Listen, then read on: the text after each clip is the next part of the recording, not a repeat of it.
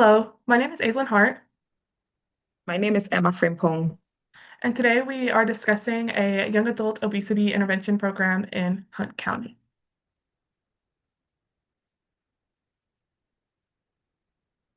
The first section that we will discuss will be describing the health problem that we are hoping to address. Obesity as a health issue is defined as having a BMI of 30 kilograms per meter squared or more, and a BMI is a screening measure that defines body weight into different categories. Overall, prevalence is high for obesity at both national, state, and local levels. There is no prevalence data for our targeted age group at the local level. However, there was data that was available for the Piney Woods region in Texas, which does include Hunt County. At the national level, there is a prevalence rate of more than 1 in 3 individuals between the ages of 20 and 39.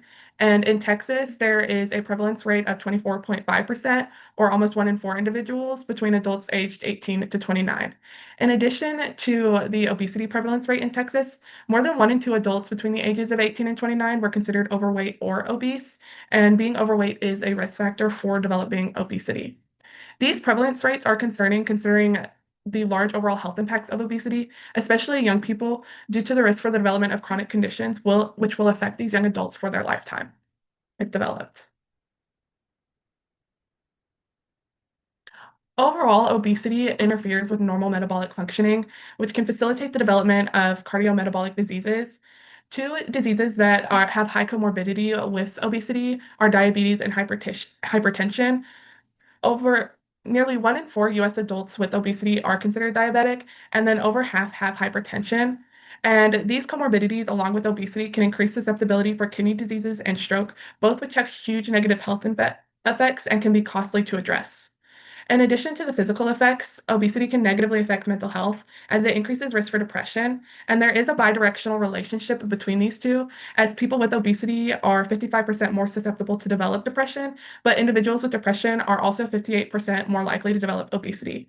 The specific relationship between obesity and depression highlights that addressing mental health among young adults could help prevent and reverse the effects of obesity in conjunction with other intervention measures, as it could be used to increase overall success of intervention programs. In addition, just in general, the healthcare expenditure for obesity-related medical expenditure was approximately $173 billion, which shows that overall, this is a health issue that not only affects many, but is costly to address. Overall, our target population of young adults are at a unique point in their lives where they are fully transitioned out of childhood and adolescence and working towards establishing themselves and creating stability. As such, I think it's important to set the context in which many young adults live in. One of the new things that young adults live with includes managing education with adult responsibilities. While not all young adults go on to college or university, over 40% of young adults are in a college or university setting.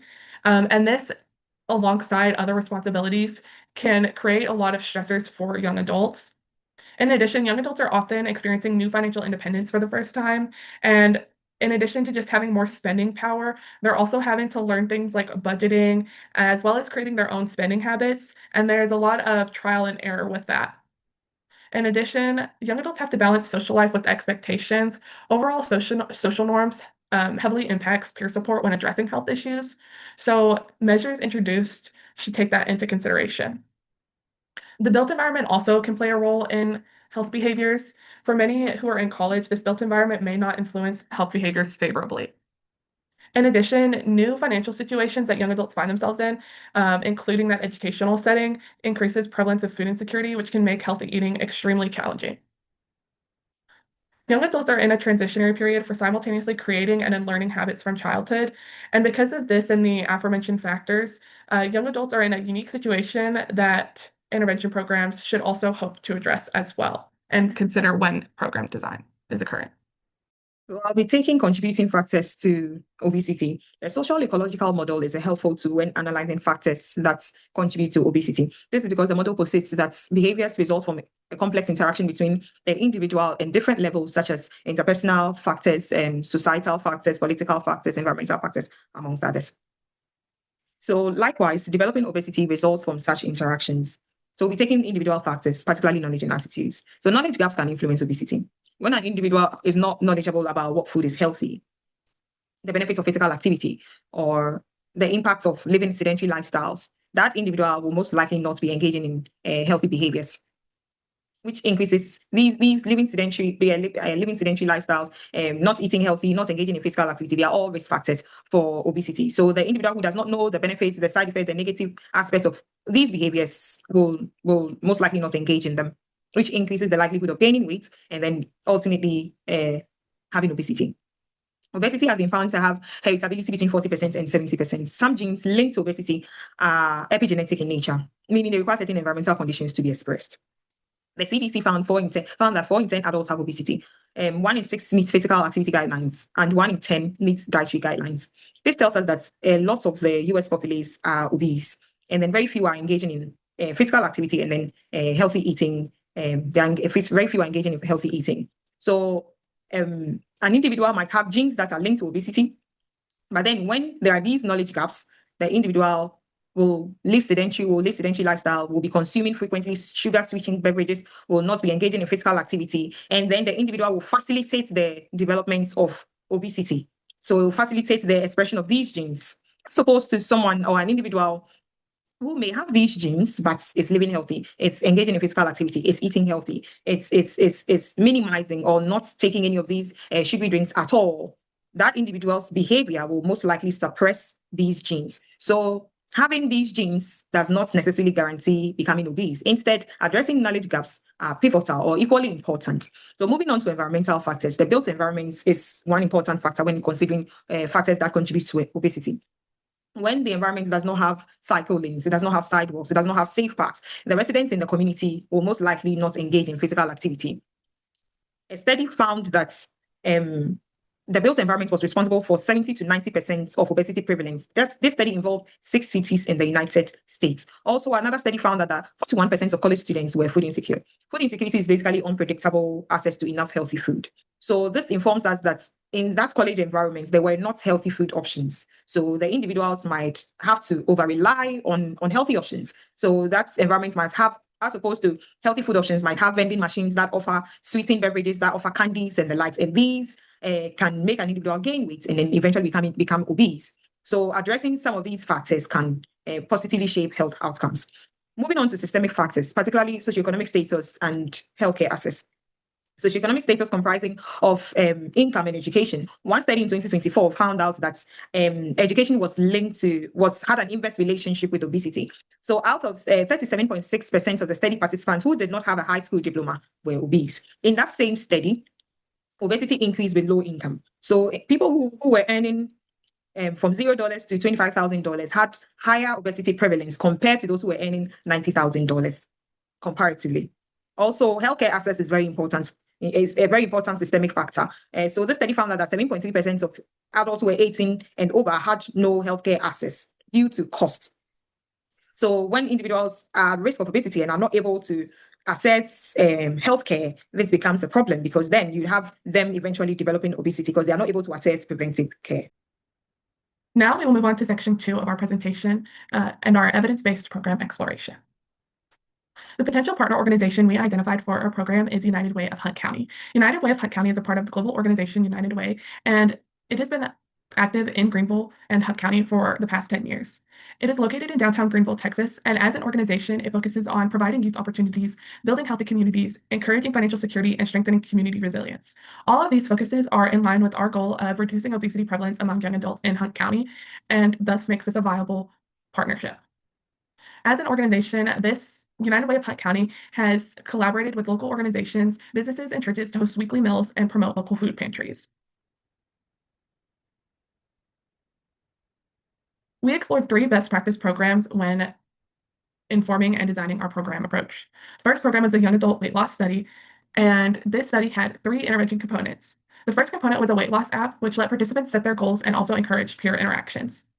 The second intervention component was counseling sessions, which happened twice throughout the program and included counseling on energy balance, nutrition education, and physical activity. The third component introduced in the program was health coach text messages, which were individualized messages regarding health goals. So participants were able to set goals in the app, and then health coaches would be able to respond to whether or not participants were meeting those goals and send encouraging messages based off of that.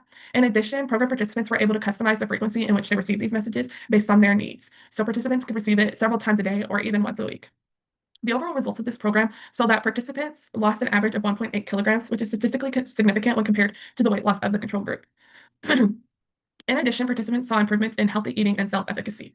The results of these programs can be used to inform our program approach and highlights the need for a multifaceted approach to addressing obesity in young adults. You can't just focus on one level. So a weight loss app by itself may not seem the same level of success as an intervention that encourages self-efficacy and peer support.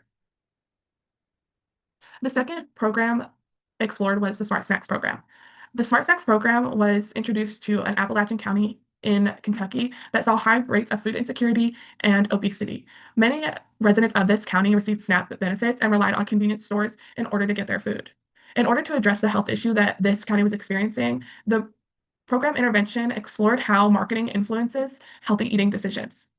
In order to address this issue, marketing materials were designed to promote smart snacks in different categories in 5 convenience stores that accepted SNAP.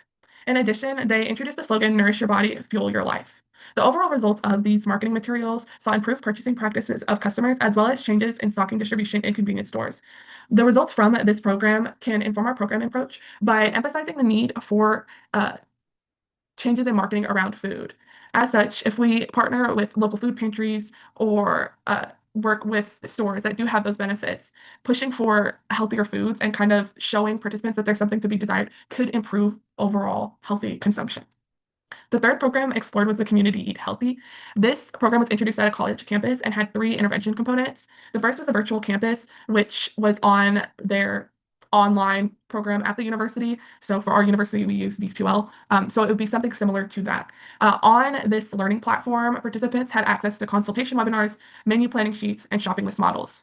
They also introduced intervention on social media through Facebook and Instagram, and participants on these sites saw videos, posts, stories, and recorded workshop live streams. And both of these interventions hope to address healthy eating among program participants at the university.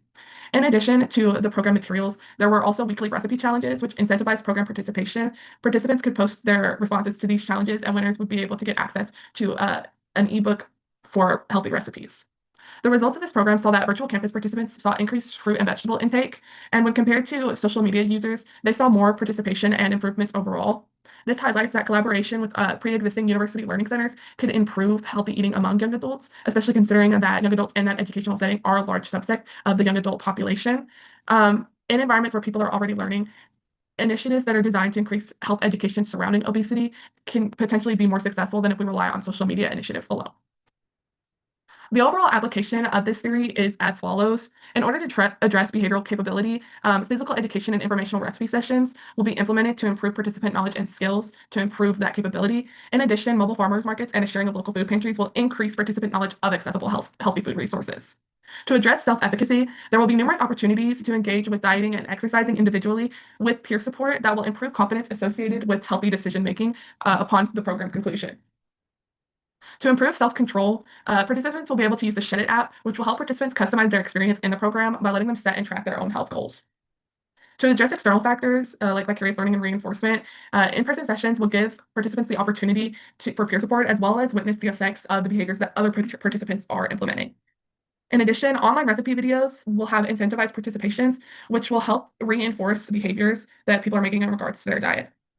In order to address the reciprocal determinism that occurs between these two different factors, participants will be engaging with personalized coaching in response to these factors, which will help customize their experience and give a tailored response to how these factors are interacting. Right, so section 3 talks about our proposed program design. So for our program, the goal is to increase healthy weight loss among young adults in the enhanced county. And 2 objectives inform our program. And these objectives are from Healthy People 2030, which is an initiative that highlights key areas in public health to help. These are it's an initiative it's a national initiative that highlights key areas of focus in public health to facilitate health and well-being among the US population. So our first objective is to reduce the proportion of adults with obesity. And then our second objective is to reduce the proportion of adults who do no physical activity in their free time. So our program is called Shed It. And it is backed by the social cognitive theory, which posits that behavior is shaped by an interaction between personal factors, environmental factors, and the behavior itself. So certain constructs from the social cognitive theory inform some of our planned activities, such as self-efficacy. Also, our target population are young adults who are overweight or have obesity in Hams County, and the entire duration of our program is 8 weeks. These are some intervention components, some of the things that our program will be doing. So one of it is nutrition education and cooking videos. There'll be a once weekly virtual education. This will be live and recorded. Prior to this, we'll conduct a baseline survey, and then out of this, we'll be able to ask them. We'll be able to find out the most preferred social media platforms to be able to serve as a means of communication during the program. And so, yes, there'll be live and recorded virtual education sessions. Yes, and then the first education sessions will introduce the participants to the Shed It app. So we'll help them to set the app, and then also how to be able to navigate the app. In the course of the week, there'll be 3 cooking videos that will be shared, and then there'll be attached recipes. The individual that is able to cook all 3 cooking videos, who is able to cook all 3 meals, these meals will be made with fruits and vegetables. So the individual who is able to cook all these 3 foods and post them on social media will receive a shout out. And then at the end of the intervention, the one with the highest number of videos posted will receive an award, and that award is a healthy eating recipe book. Another component of the program is goal setting and self-monitoring. So this is expected to develop or improve self-efficacy among the participants, which gives the individual self-efficacy gives the individual a responsibility in the aspects of their behavior change. So the app has a session that's support individuals, the participants with materials on how to be able to set realistic and achievable goals. So at the beginning of the week, the participants will set end of week targets. They'll set end of week goals for physical activity and intake of fruits and vegetables. They will log in on a day-to-day basis. They will log in their daily fruits and vegetable intake, and then they will log in how much of physical activity they've been able to do in a day. And this will be summed up by the app at the end of each week to see if they were able to meet their targets. There will also be app reminders. There will be app reminders, and that reminds them when they fail to put in their targets for each week. And then there'll be motivational messages for individuals that are not able to meet their targets. For participants who miss their targets twice in a row, because then the coach also monitors these activities on the app, on the Shed It app.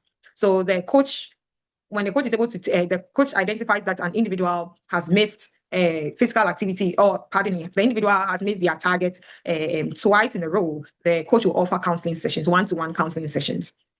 There is also a workout component of the program. The workout sessions involve 3 virtual workout sessions. This is supposed to alternate with the days the cooking videos are posted, so to not overwhelm the participants, and then also to not have them do one and leave the other out.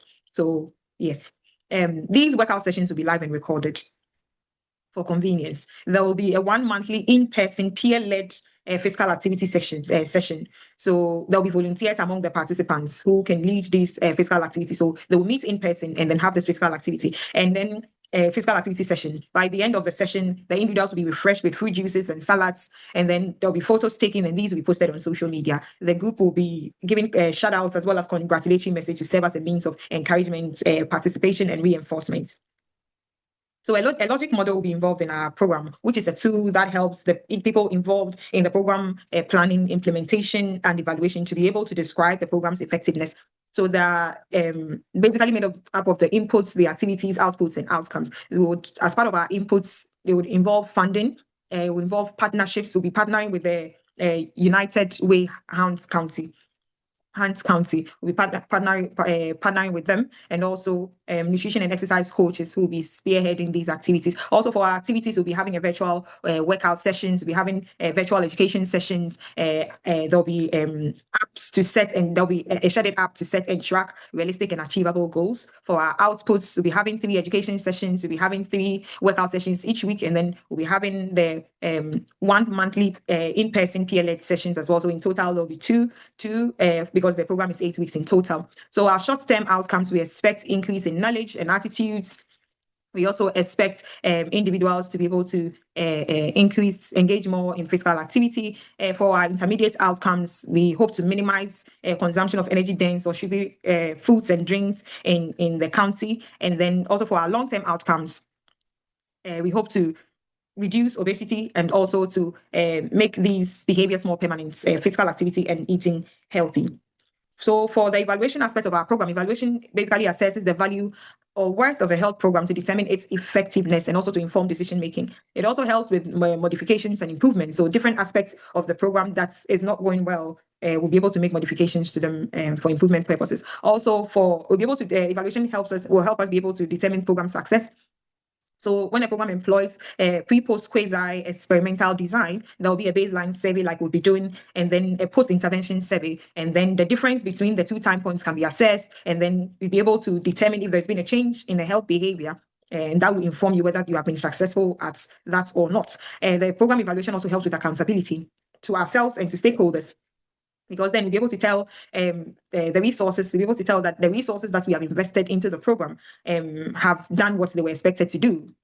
After evaluation, we'll be able to tell that. So these are some of the questions I'll be asking. As part of the process questions, we'll be asking how many live and recorded physical activity sessions were recorded, how many education sessions were held each week. For impact, the physical activity increase after the intervention, was this significant? The self-efficacy increase after the intervention. And then for the summative question, it addresses the goal of the program. So we're asking, did weight decrease after the intervention, and was this significant? So in conclusion, obesity is prevalent among young adults, and it is linked to comorbidities such as hypertension and diabetes. And it also has huge economic impacts from healthcare, huge economic impact from costs that are incurred from healthcare. Also, young adulthood is a formative stage for health behaviors such as physical activity and healthy eating. Therefore, it is important that evidence-based and targeted interventions employ effective measures that are needed to address obesity among young adults in Hunt County.